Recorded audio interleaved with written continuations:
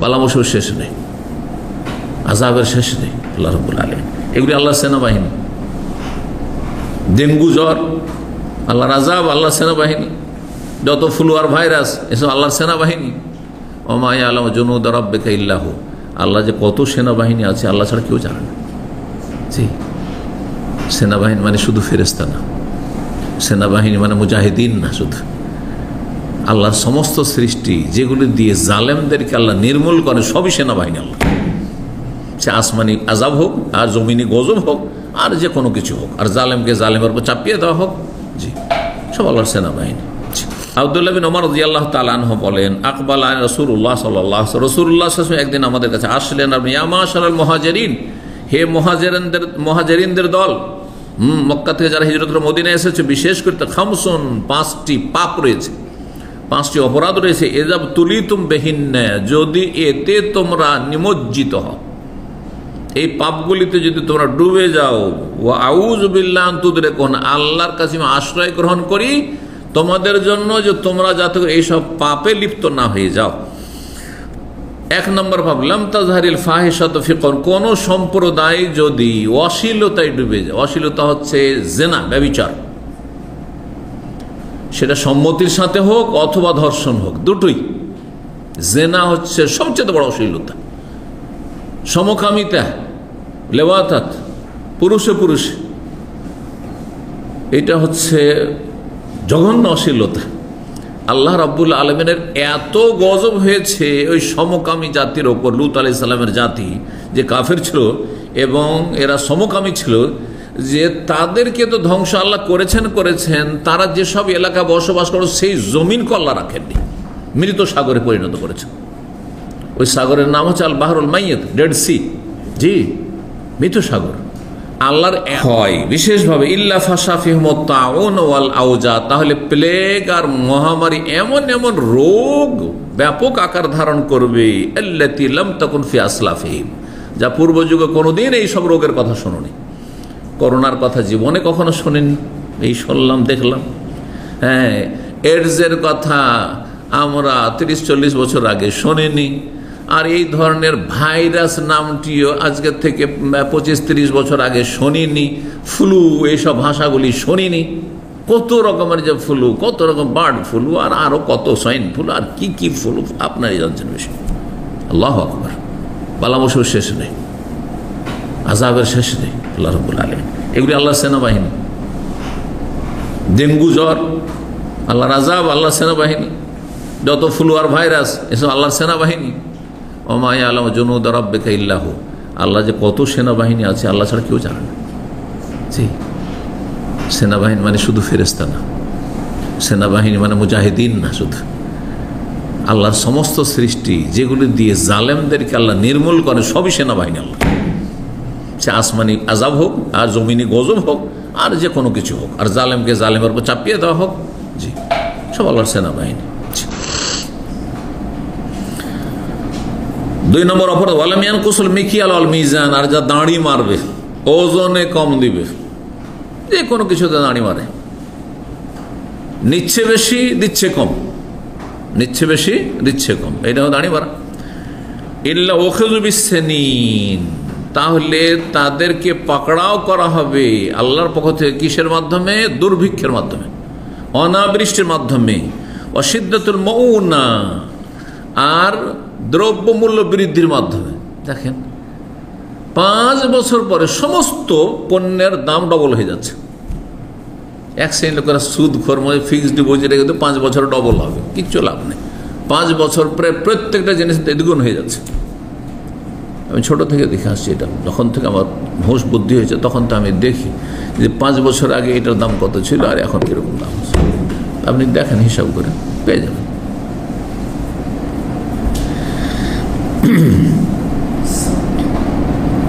আর কি আযাব দেবেন? যখন মানুষ দাড়ি মারা শুরু করবে, ও জাওরিস সুলতান, জালেম শাসকের জুলুম অত্যাচার। জালেম ছাড়া ভালো শাসকই পাওয়া যায় না। এক জালেম যাচ্ছে তো আর এক জালেম চলে আসে, এক রকমের জুলুমের অবসান ঘটছে, আর এক ধরনের জুলুম শুরু হয়ে যাচ্ছে। এক জালেম চাঁদাবাজরা যাচ্ছে তো আর এক বড় বড় চাঁদাবাজরা চলে আসছে, ডন চলে আসছে। দাদা বলছেন না, আউযুবিল্লাহ, আল্লাহ রাজা। জওরের সুলতান, জালেম শাসকের জুলম অত্যাচার, এগুলি আল্লাহর আযাব।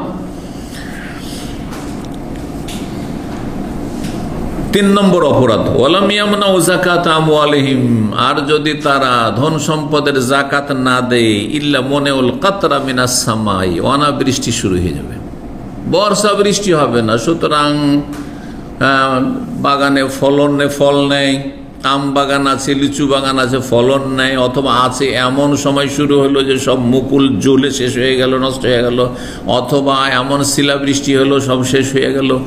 এইরকমই ধান আর অন্য রকমের গম ইত্যাদি যেসব খাদ্যদ্রব্য রয়েছে সেগুলি বৃষ্টি নেই, সুতরাং কৃষকরা চাষাবাদী করতে পারছে না। বৃষ্টি হলো তো এমন সময় হলো যেই সময় সমস্ত ফসল নষ্ট হয়ে গেল। কিছু কিছু সিজন আছে যেই সময় বৃষ্টি হচ্ছে আল্লাহর আযাব, বৃষ্টি আল্লাহর আযাব। বলছেন রাসূল ওয়ালাউলাল বাহাইম লাম ইউমতারু, এই মানুষের পাপের কারণে দুনিয়ায় যদি গবাদি পশু না থাকতো, এই গরু ছাগল উট মহিষ এগুলো যদি না থাকতো, তাহলে আল্লাহ মানুষের পাপের কারণে লাম ইউমতারু, বৃষ্টি দিতেন না, যুগ যুগ ধরে আল্লাহ বৃষ্টি দিতেন না।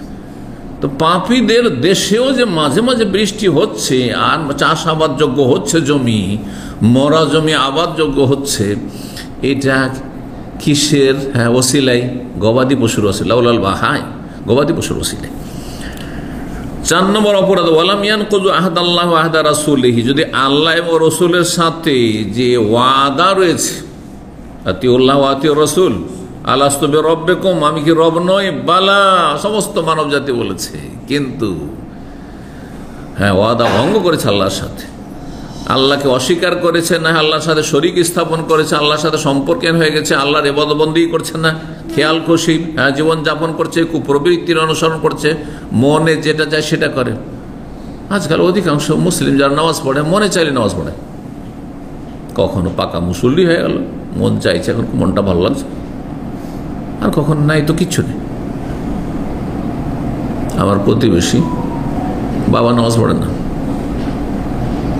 ছেলেটাকে দেখতাম ফজরে, আরে আমাদের আগে ফজরে হাজির, তো দেখে তো খুবই খুশি হলাম।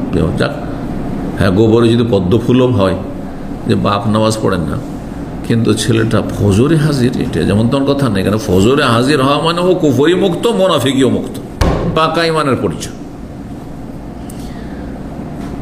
এই মাস 2-4 থেকে একক তো দেখি না ওই ছেলেটিকে, মানে যেমন সাবালকে উঠে চার নেই, এইটাও দেখতে পাচ্ছি মুসলিম সমাজে।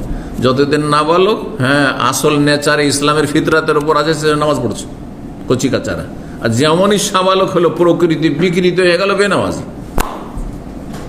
কালকে অফিস থেকে গেছি, তো রাস্তায় গাড়িটা পার্ক করার সাথে ছেলেটাকে দেখছি বাজার করে আসে, সেটা আবার আমাকে দেখলে আবার সালাম দেবে। তো আমি বললাম, কি বাবা তোমাকে দেখি না? আছি আছি। আমি তো ছুটি গেছিলেন নাকি? দেখি না অনেকদিন। আছে, একক তো পড়েন না। বুঝতে পেরেছেন? আল্লাহ এবং রসুলের সাথে যে আহাদ ওয়াদা রয়েছে, আল্লাহ তুমি আমাদের মাবুদ, আমরা বান্দা, কালু বলা আদম আলাইহিস সালামকে সৃষ্টি করার পরে যে আল্লাহ চুক্তি নিয়েছিলেন, আল্লাহর ওয়াদা ভঙ্গ করলে, রসুলের ওয়াদা ভঙ্গ করলে, সাল্লাল্লাহু আলাইহিম আদুওয়াম মিন গায়রিহিম, তাহলে বিজাতি কাফের দুশমনকে আল্লাহ মুসলিমদের ওপর চাপিয়ে দেবেন। আর আজকাল বিশ্বে কাফেরদের নেতৃত্ব চলছে। বাস্তব যারা বুঝে, আপনি কাফেরদের নেতৃত্ব ছাড়া চলতে পারছেন না, আপনার রাষ্ট্রনায়ক চলতে পারছেন, উপায় নেই। এক গোলামি গেল, আর এক গোলামি শুরু হয়ে গেছে। একজনের কাছ থেকে একটু অব্যাহতি লাভ করলো, কোন রকম মুক্তি পেল, আর একজন এসে চেপে পড়েছে। এটা বাস্তব সত্য কথা।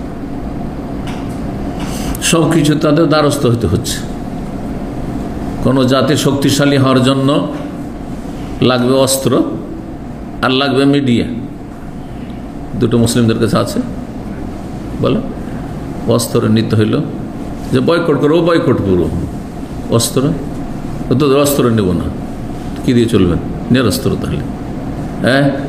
এমনকি গাড়ি বয়কট করো, বয়কট করো, শুধু জুসটা বয়কট করো, তাই না? KFCটা বয়কট করো, ম্যাকডোনাল্ড বয়কট করো। আর কার দামি দামি কার, লক্ষ লক্ষ রিয়াল দিয়ে, লক্ষ লক্ষ ডলার দিয়ে, হ্যাঁ ওটা কার? কেন আপনাদের নাই?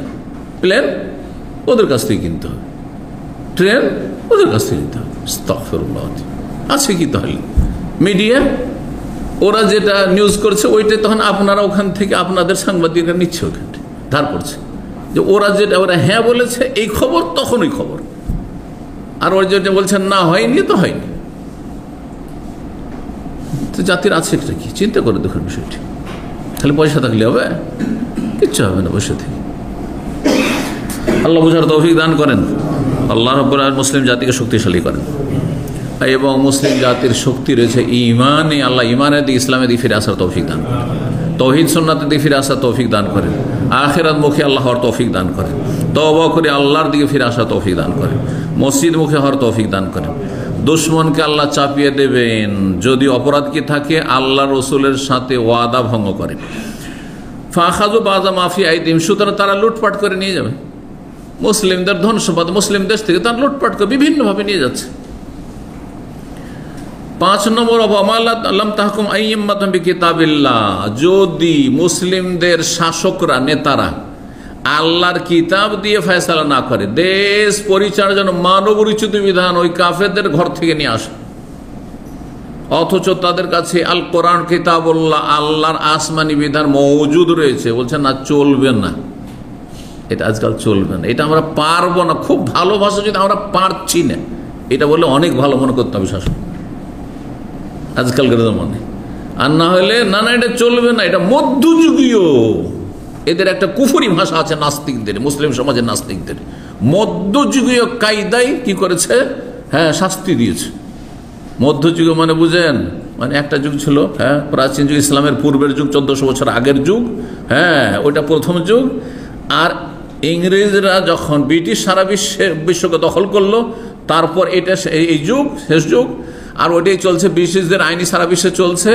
আর মধ্যযুগ মানে দীর্ঘ 1000 বছর ধরে সারা বিশ্বে ইসলামের নেতৃত্ব ছিল, মুসলিমদের নেতৃত্ব ছিল, এবং সারা বিশ্বের আন্তর্জাতিক ইন্টারন্যাশনাল ভাষাই ছিল আরবি। এই কথা আমরা নিজেরাই জানি না।